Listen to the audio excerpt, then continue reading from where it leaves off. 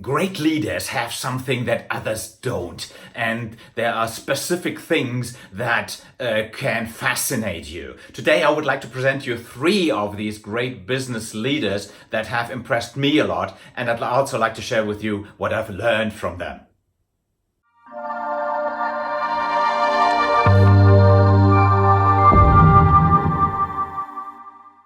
Hey, my name is Armin Rao. I'm the founder of Alan and Rao, the entrepreneur's entrepreneur, and I've been a leader, coach, and entrepreneur for 20 years now. And today's lesson is about what we can learn from great business leaders.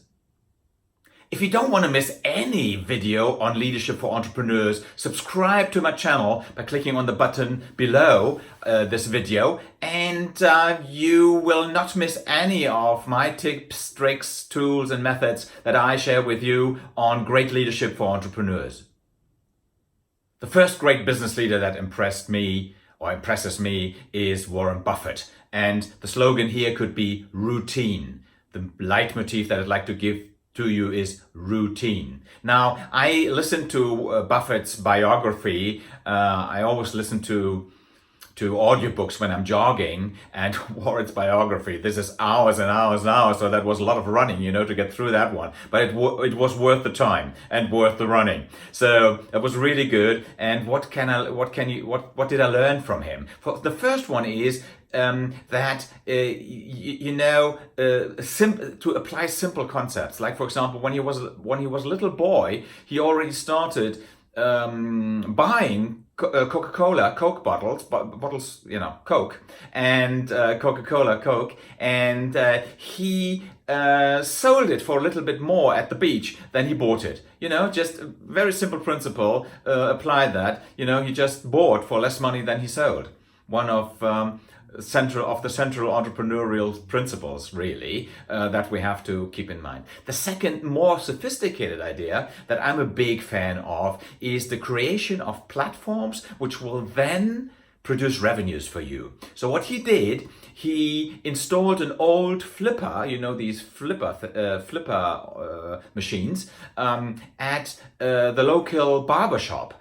And he made a deal with the barber, and he said, "Listen, can I put this flipper here into your shop, and your customers, they can play flipper whilst waiting for the service. And what we're going to do, we're going to share the revenues of this service." Very, very astute idea for a young man. And this is the idea of installing a platform that creates the so-called passive income. That's unbelievably important in entrepreneurship. And number 3 is what I talked about before, or which is for me actually the hardest bit. It's routine, because I like maybe you are the same. I like change and new challenges and all that. But the thing is, if you don't have routine, if you don't do the same things over and over and over again, the boring stuff, it's very difficult to become successful as a leader and as an entrepreneur. So Buffett always had the same routine. Would go to his desk in the morning. He wouldn't use a PC until the late 80s, I think, and just go through his numbers, go through the papers, go through the reports, and then make his investment decisions. Oh, by the way, I don't know, for those who have not heard about Warren Buffett, greatest investors of all time, I think at this time, the 2nd or 3rd richest man in the world, some 88 years old or so right now. And yeah, that's what you can learn from Warren Buffett. The platform thing, simple business concepts, and the concept of routine. The second great leader that I learned from was Lou Gerstner. For those of you who haven't heard about Lou Gerstner took over IBM, the biggest computer company in the world in these days, I think in 1994. And IBM was in a situation where they were making $4 billion of losses at that time. Unbelievable. I mean, most companies in the world don't make that much revenues, and IBM was really, in quotes, capable of producing $4 billion of losses. So Lou Gerstner, here I'd like to coin his style of leadership with the term empathy. Now, the first thing about Lou Gerstner was he took over IBM in the crisis mode. So he knew that in a crisis you have to act, you have to produce quick wins, you have to go, out of the crisis. It's more about firefighting. And I really liked this story about journalists asking Gerstner all the time when he took over IBM, and even weeks and months after he had taken over the company, what his vision was. And I talked a lot about vision and how important it is, but Gerstner said, the last thing I need right now is a vision. And he was completely right, because the only vision was, reduce the losses, stop the bleeding, and do something and get the business profitable ASAP. So you can learn that in a crisis you have to act. The second thing that you can learn from Gerstner is to see the business from the customer's perspective. He actually was not a computer man, but he came from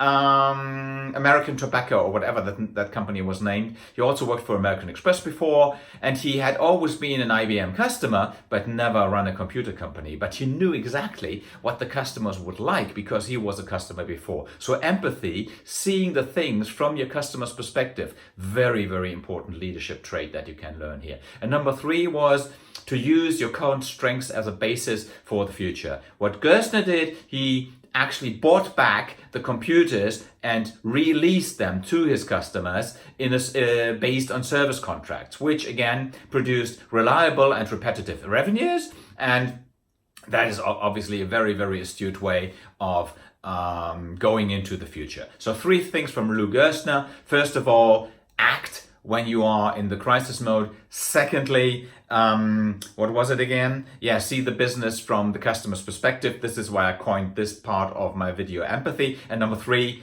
to use your own strength and to use the strength that you currently have to change your business model for future success. Business leader number 3 is Richard Branson. I have recently read his autobiography, and this is just fantastic. For those who don't know Richard Branson, he's the founder of Virgin, which was a music, probably is still a music label, I don't know, was a music label in the old days when there were still records and later on CDs. And now then he had an airline and a train service, and he runs fitness studios and mobile phone service and all that, all under the Virgin brand. So what can you learn from Richard Branson? And if you haven't read it yet, please read his autobiography. I think the first version it is definitely called Losing My Virginity. I think the follow-on one is called Finding My Virginity or something like that. It's unbelievable. It's like an adventure book by Jules Verne, but the difference is that it's all true. It's not fiction. So it's really good. And what are the 3 things? First of all, spot opportunities where customers can be served better, cheaper or faster. This is what he did in his businesses. So even in established markets, you can always find possibilities of serving customers cheaper, faster and or better. Secondly, go step by step. Now, for example, in his record business, he started with one cash cow, Mike Oldfield, in the old days, a musician, and then he built the business step by step. Don't start 100 things at a time. Go in baby steps. And number 3, he built a brand. And once you've got this brand, around the brand, you can actually position around the brand various applications as he did. So what can we learn from these great business leaders? Success is a consequence of routine, empathy, and simplicity. Routine, empathy, simplicity. If you only got these 3 words in your business, think of them. That's really very, very important. Routine, empathy, simplicity. And apply these principles and you will be even more successful. The life coaching teaches you the skills, knowledge, motivation of the greatest leaders in the world within weeks. So if you don't want to miss any of these videos, click on the button below. I also take part actively in the discussions, so please feel free to leave a comment. And if you like this video, give us a thumbs up and don't forget, lead yourself.